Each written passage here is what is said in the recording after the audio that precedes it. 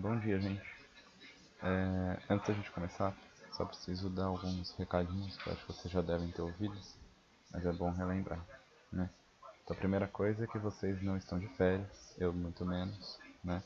As nossas aulas continuam normais, só que online, né, à distância, por conta de um evento maior que a gente não consegue controlar ainda. Espero que passe logo para a gente retornar assim que possível, né, o mais breve. Outra coisa, como as nossas aulas continuam normais, né, entre aspas, como que vai funcionar para a química, né, para minha disciplina. Então, primeira coisa, eu vou tentar gravar o máximo possível para vocês, explicando o máximo de detalhes que conseguir, usando a captura de tela.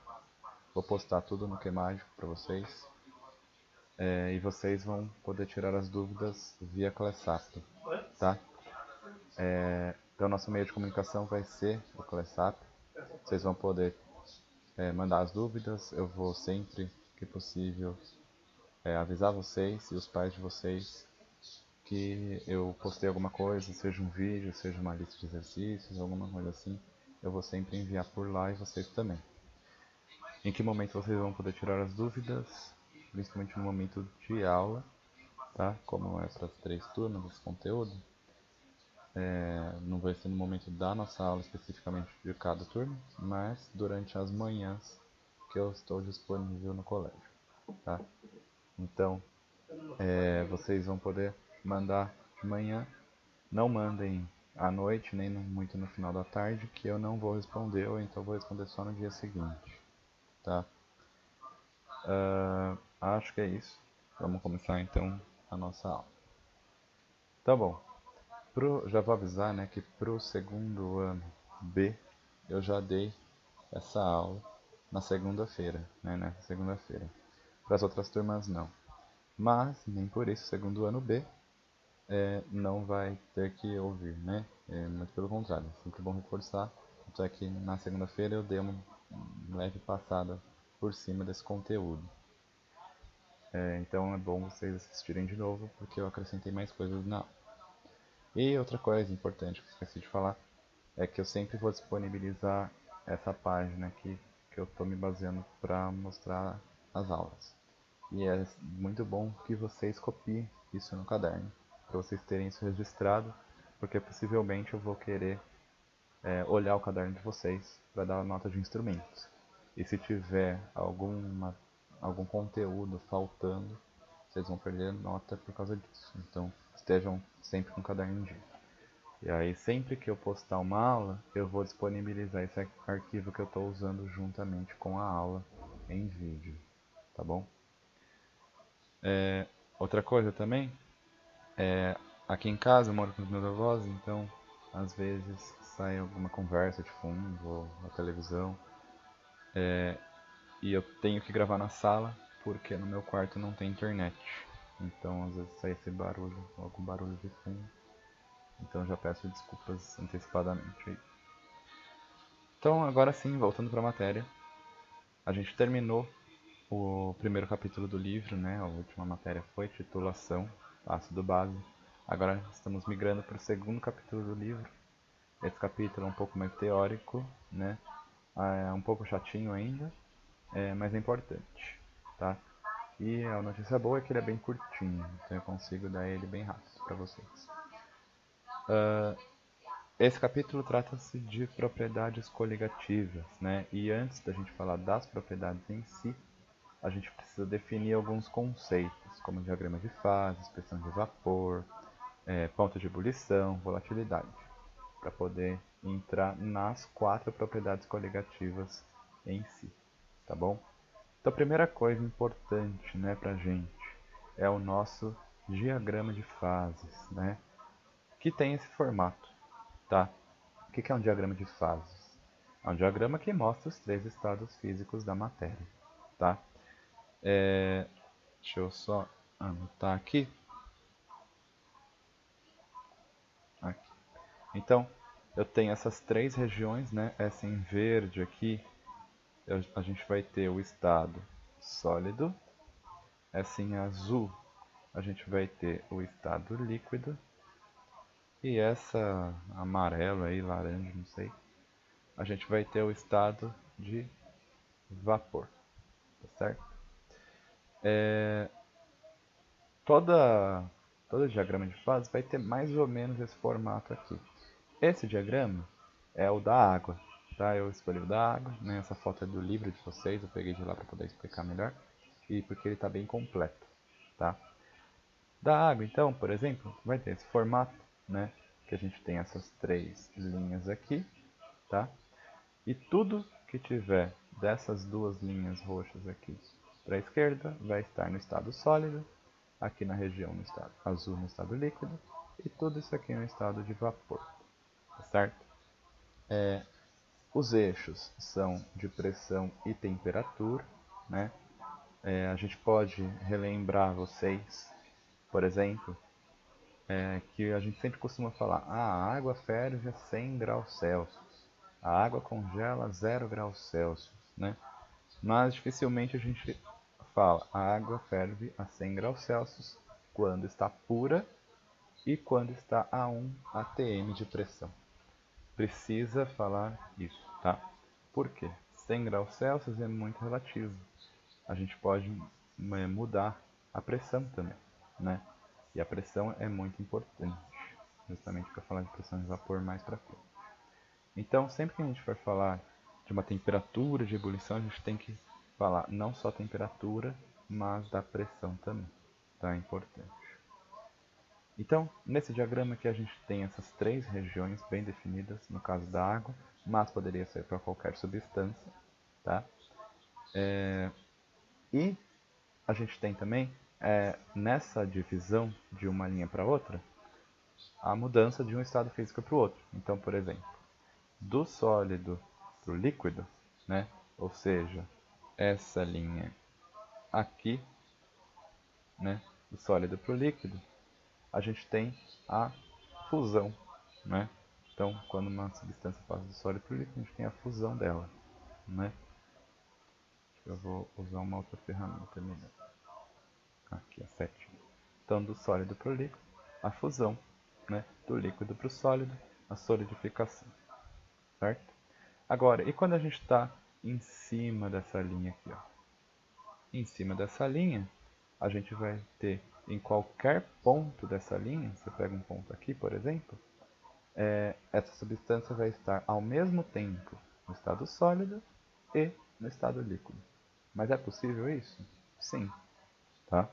Só que numa pressão e numa temperatura muito específica, tá certo? E isso vale também para as outras linhas aqui, ó. Então, se eu pego, por exemplo, a linha daqui, essa primeira aqui, a gente tem a mudança do sólido para vapor ou do vapor para sólido, que se vocês forem lembrar lá do nono ano, chama-se sublimação, né? Quando a água não, né? Mas qualquer substância química passa do estado direto sólido para o vapor ou do vapor para o sólido, não passa pelo estado líquido, tá certo? Chama-se sublimação ou ressublimação. Agora, quando a gente tem, por exemplo, aqui do estado líquido para o vapor, essa aqui tortinha aqui. E meus desenhos vão ficar bem tortos porque eu estou no notebook, e eu não tenho mouse, então eu tenho que usar o mouse do notebook, é horrível, tá? Mas só para vocês entenderem. Então essa linha aqui, ó, e eu pego um ponto dela, um ponto qualquer, aqui, eu vou ter uma substância ao mesmo tempo no estado líquido e no estado vapor. Então quando eu passo do líquido para o vapor, eu tenho uma vaporização. Quando eu passo do vapor para o líquido, eu tenho uma condensação ou liquefação, né? E só lembrando que quando eu passo do líquido para o vapor, né, eu posso ter três tipos de vaporização, né? Eu posso ter a ebulição, posso ter a evaporação e posso ter a calefação, né? Essas três coisas vocês já devem ter visto, esses três nominhos aí. Ebulição é uma passagem, né, uma vaporização rápida e artificial com formação de bolhas. Então, quando eu coloco lá a água para ferver, para fazer café, miojo, né, tem uma ebulição. Evaporação é lenta e natural. Por exemplo, quando eu coloco a roupa para secar no varal. A roupa está molhada, bate o sol, evapora a água, tem uma evaporação. E calefação é uma vaporização instantânea, né? Quando eu tenho, por exemplo, quando eu gotejo alguma coisa numa chapa quente, ou então quando eu coloco lá a frigideira que acabou de fritar, super quente, em cima da pia molhada. Aí faz até aquele barulhinho, né? Que é a calefação, a passagem instantânea na hora do estado líquido para o vapor. Tá certo? Então, qualquer ponto em cima das linhas roxas aqui do gráfico, eu tenho mudança de estado físico. A substância coexiste em dois estados físicos, certo? Agora, vocês devem ter visto que eu tenho aqui um ponto que liga os três, né? As três regiões aqui. Esse ponto é chamado de ponto triplo. Toda substância tem um ponto triplo. Só que assim, é muito complicado de chegar no ponto triplo de uma substância. Por quê? Porque precisa de uma pressão super específica e de uma temperatura super específica. Tá certo? Então, por exemplo, no caso da água, para eu chegar num ponto triplo da água, eu preciso dela a 0,01 graus Celsius e 0,6 kPa ou 0,006 atm ou 4,6 milímetros de mercúrio, ou seja, uma temperatura aí perto de zero e uma pressão bem baixa, né?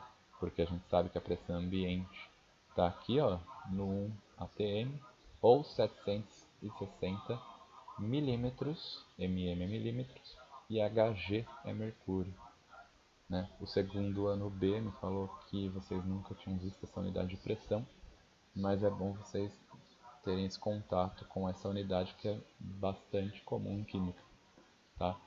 Diria até que mais comum que atm.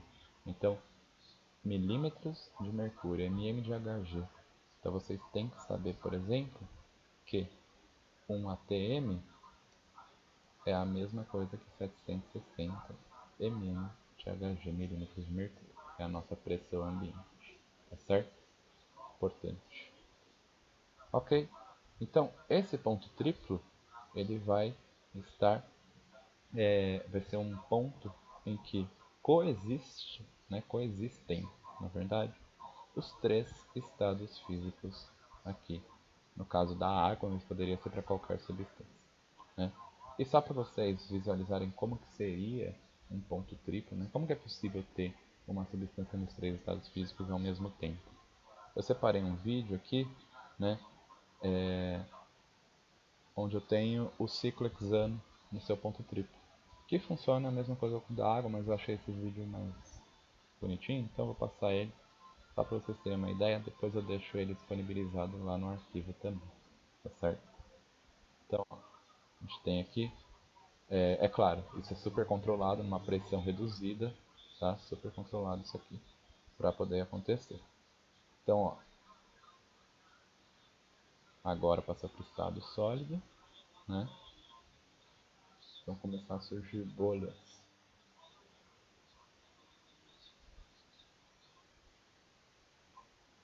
Começou a estourar aqui, subindo aqui pela parede, agora estourou. Então, gás, líquido, sólido ao mesmo tempo, certo? Esse é o ponto triplo do ciclo hexano que dá no mesmo. Então, é uma temperatura e uma pressão super específica.